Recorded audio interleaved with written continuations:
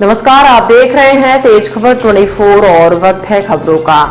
रीवा में आज जिला कांग्रेस कमेटी की ओर से सरकार के खिलाफ धरना प्रदर्शन किया गया है। कांग्रेस का यह धरना प्रदर्शन किसान संगठनों की ओर से न्यूनतम समर्थन मूल्य के लिए कानूनी गारंटी के साथ ही कृषकों के कल्याण के लिए स्वामीनाथन आयोग की सिफारिश को लागू करने तथा किसानों की विभिन्न मांगों को पूरा करने के लिए किया गया है।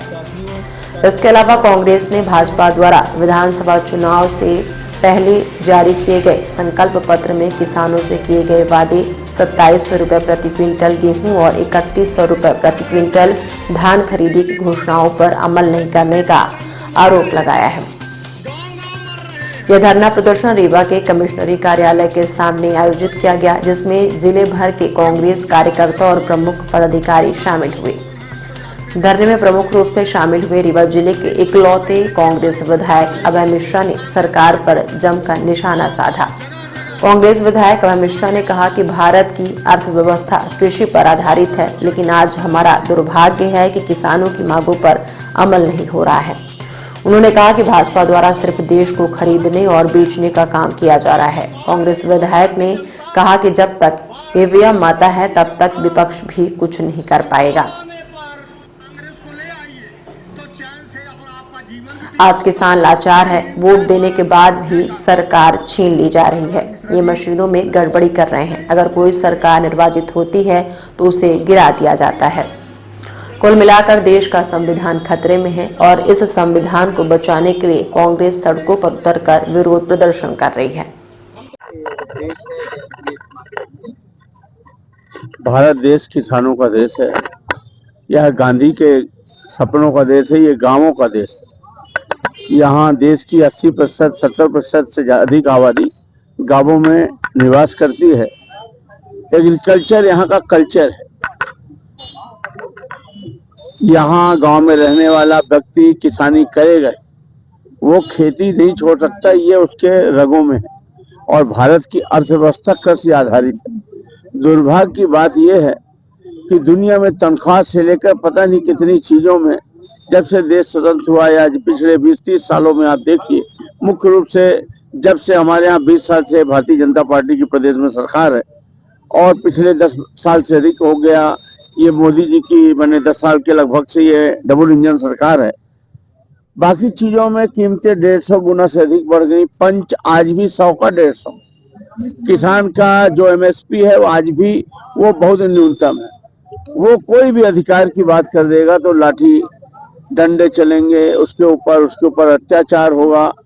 और देश को दो बेच रहे हैं और दो खरीद रहे हैं।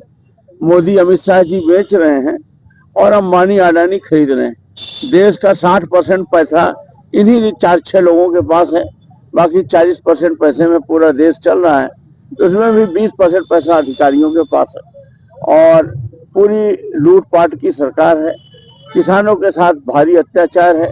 ये कंक्रीट की सड़कें, ये योजनाबद्ध तरीके से ये दिखावे का विकास, जिसमें कि लूट अंदर लूट है पैसे का। एक तरफ प्रदेश कर्ज में डूबता जा रहा है। जब डबल इंजन सरकार लगी थी, मुख्यमंत्री की थी, जब दिग्विजय सिंह छोड़ गए तो 3300, फिर 2016 के आसपास जब ये डबल इंजन सरकार लगी तो 13,300, आज 44,000 रुपए प्रति व्यक्ति कर्ज बढ़ता जा रहा है और किसान मरता जा रहा है। आज भी गांव में किसान की यह स्थिति है, वो कर्ज पे ही जीता है और किसी तरह से वो अपने बच्चों को पढ़ा लिखा पाता है कर्ज में डूबकर। और इसके बाद अगर उसे अपने बच्ची की शादी करना हो तो 2 डिसमिल जमीन बेचनी ही पड़ती। किसानों की दुर्दशा है। हमारे सामने एक समस्या है, ये ईवीएम माता जब तक रहेंगी तब तक हम लोग कुछ कर नहीं पा रहे हैं, तड़प के रह जा पा रहे हैं। किसान लाचार है। वोट देने के बाद भी सरकार ये छीन लेते हैं, ये मशीनों में गड़बड़ी कर रहे हैं। इसके अलावा अगर कोई सरकार निर्वाचित हो जाती है तो उसको गिरा देते हैं। अभी आपने देखा होगा भारतीय जनता पार्टी ने अपने संविधान में संशोधन करके अपने पार्टी संविधान में संशोधन कर दिया कि अध्यक्ष का चुनाव नहीं होगा।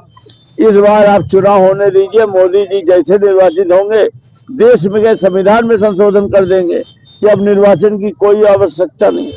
देश का संविधान खतरे में है, अनुसूचित जाति के लोगों पर व्यापक अत्याचार है। अंबेडकर के बनाए गए संविधान को ये लोग बिल्कुल ही मानने को तैयार नहीं है और उसका संविधान हमारा खतरे में है। संविधान बचाओ की लड़ाई हमारा अनुसूचित जाति समाज लड़ रहा है। हमें कांग्रेस पार्टी को अनुसूचित जाति समाज के साथ हो करके संविधान बचाने की लड़ाई लड़ना चाहिए।